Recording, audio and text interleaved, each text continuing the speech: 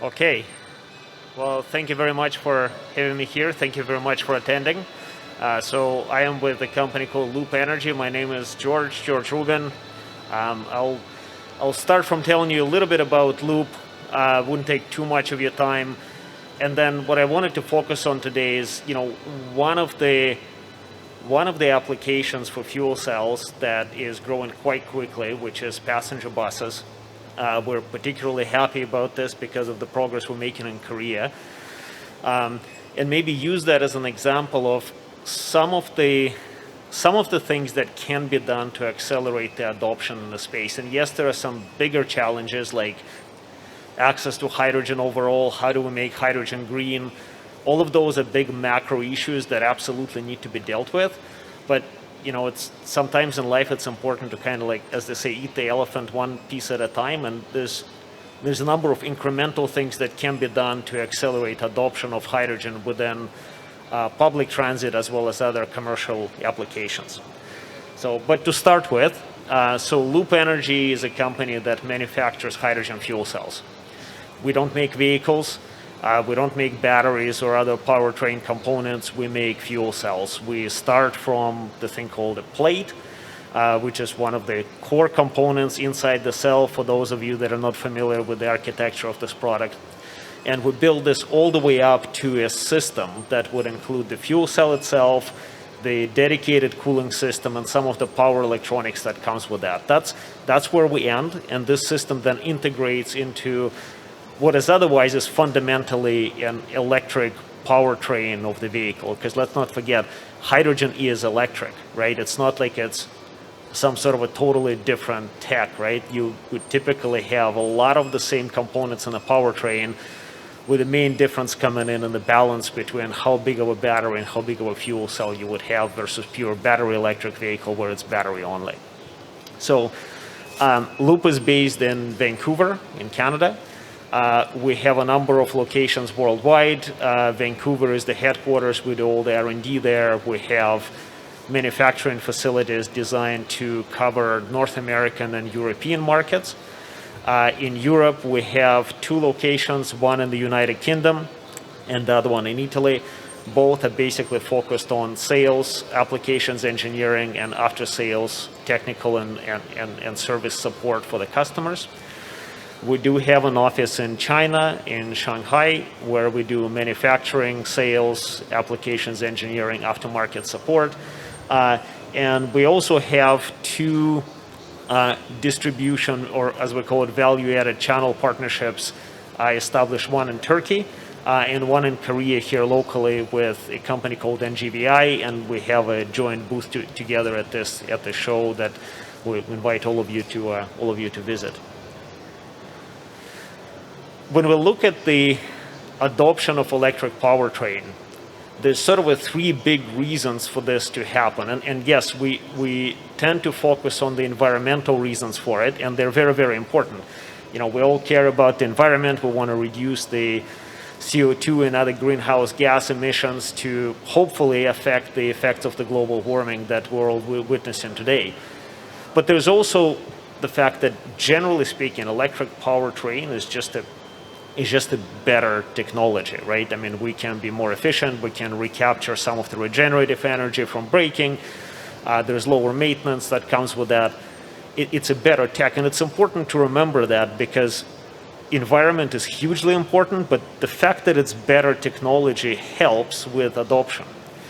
And the last element that is starting to more and more contribute to this is we're increasingly doing better and better on the cost side of things, especially when you factor in the shifting economics and the regulatory landscape. And in some cases, subsidy may be viewed as sort of like a near or midterm facility to reduce the cost while economies of scale haven't kicked in yet, and that's true.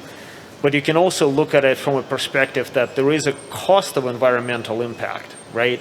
That is not really factored into the prices of diesel or gasoline for internal combustion engines. And some of the subsidies are actually being quite effective in helping to level the playing field from that perspective. The last type of a not so much a subsidy, but more of a regulatory framework that is actually, in my view, highly helpful, and it is being adopted in Europe in particular on a wide-scale basis, is more around the regulation of where you are and where you're not allowed to use things like diesel vehicles. So when you have regulations coming in that prevent the use of diesel trucks in the city center of a number of major cities in Europe, it's not so much like a monetary penalty or support for electric or hydrogen electric, but it's more of a regulation that then just pushes everything towards the use of that green technology and elimination the emission at the pipe, right? Like, so that we can actually deal with the environmental impact that we all face today, which is quality of the air, and then indirectly it also helps, of course, with a bigger climate change, right? So those are the types of things that are shifting the playing field towards us adopting this green technologies. If we then kind of like zoom into this, to this bus application, and this is just an example. I mean, a similar logic can be built around, trucking or, logistics vehicles and so on. I wanted to focus on buses because it's kind of a near and dear to what we do in Korea in particular today. There is a very significant bus market opportunity. Like, there's a total of well over 100,000 vehicles on the road. There is a natural annual replacement rate that is happening to this fleet. So every year, fleet operators buy very significant numbers of vehicles in these applications.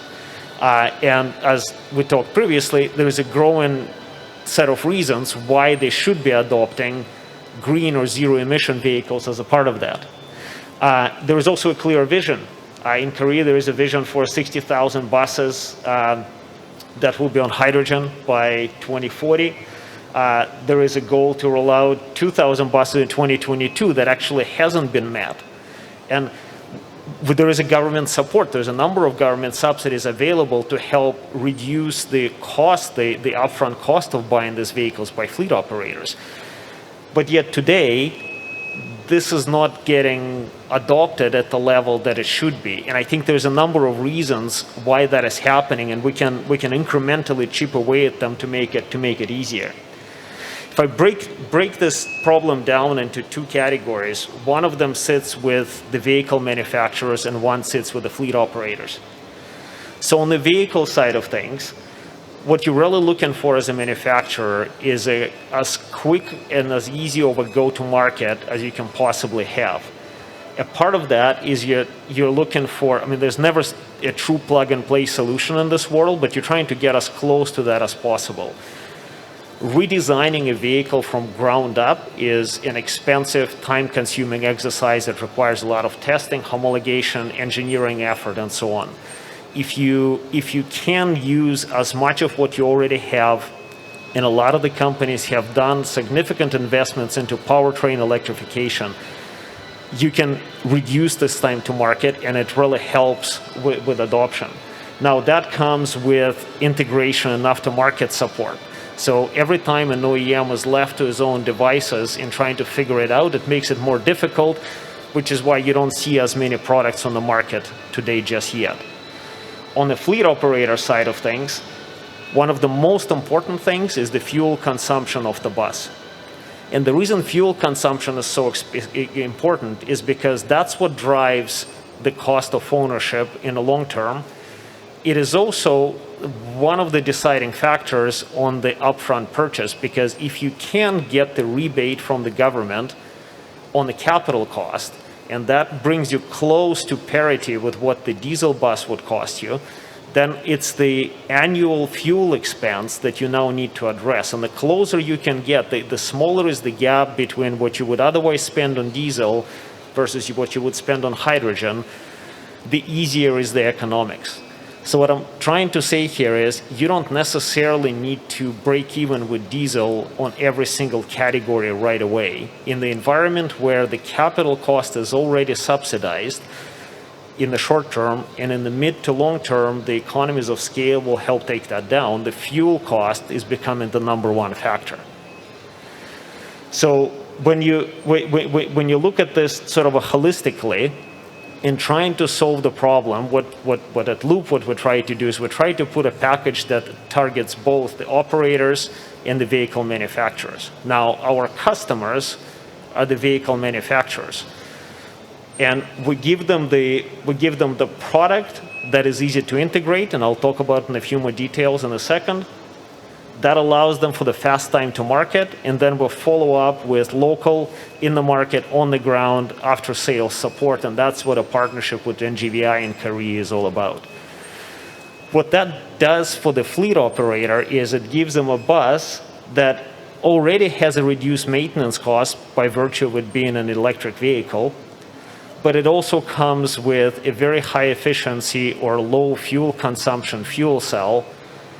And when you combine it with the government support, you're coming within a striking distance of being able to say, you know what, I can have a hydrogen electric vehicle that is very, very close economically to what a diesel vehicle will cost me. And now I have really no reasons why I wouldn't start adopting it as a part of my annual fleet renewals. So this type of approach, we implemented this worldwide. Bus is a very important market segment for us. We've been successful with this with bus manufacturers in Europe. This one example is Mobility and Innovation. They're in Slovakia.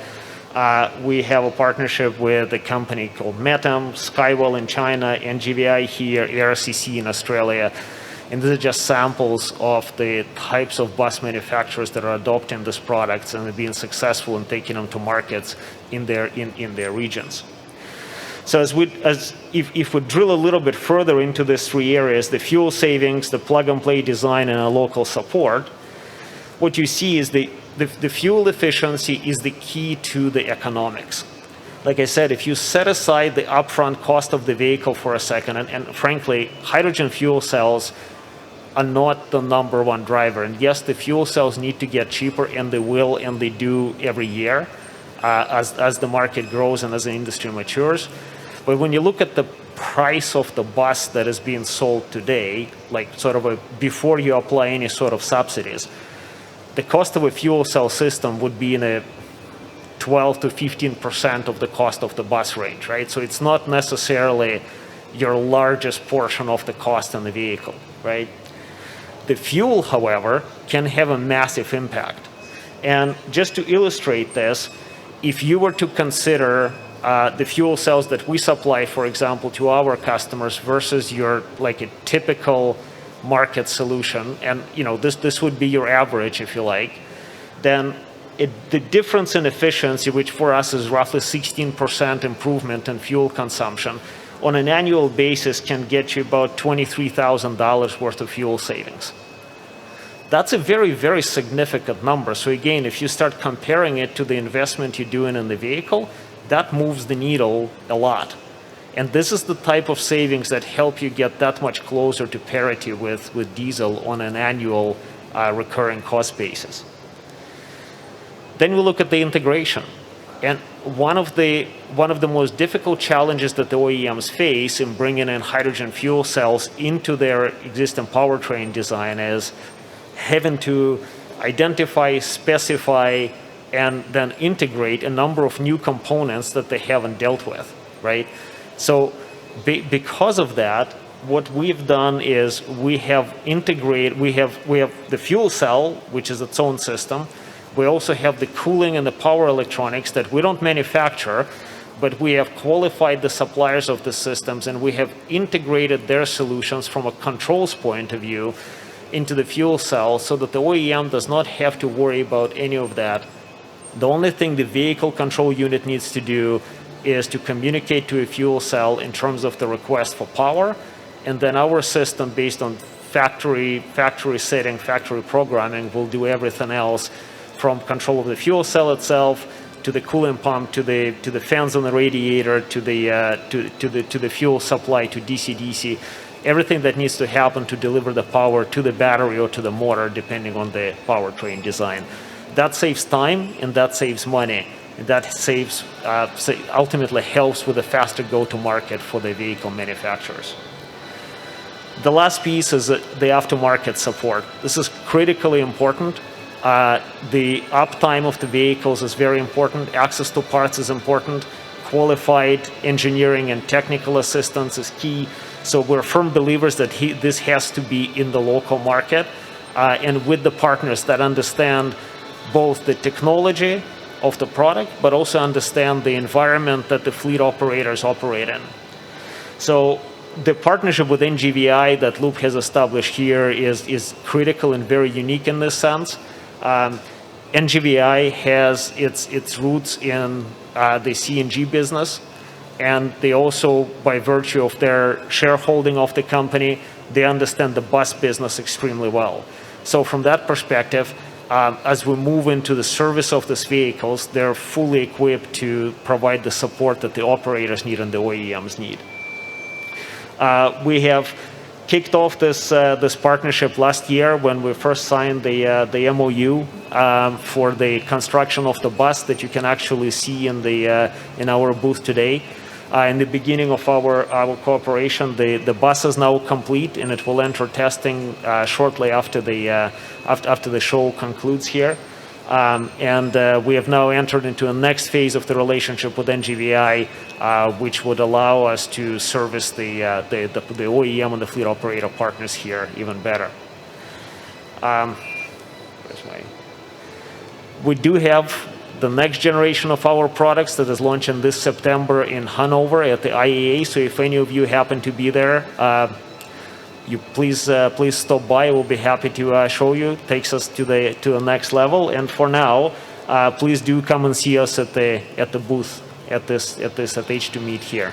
So thank you very much. This concludes my presentation for today.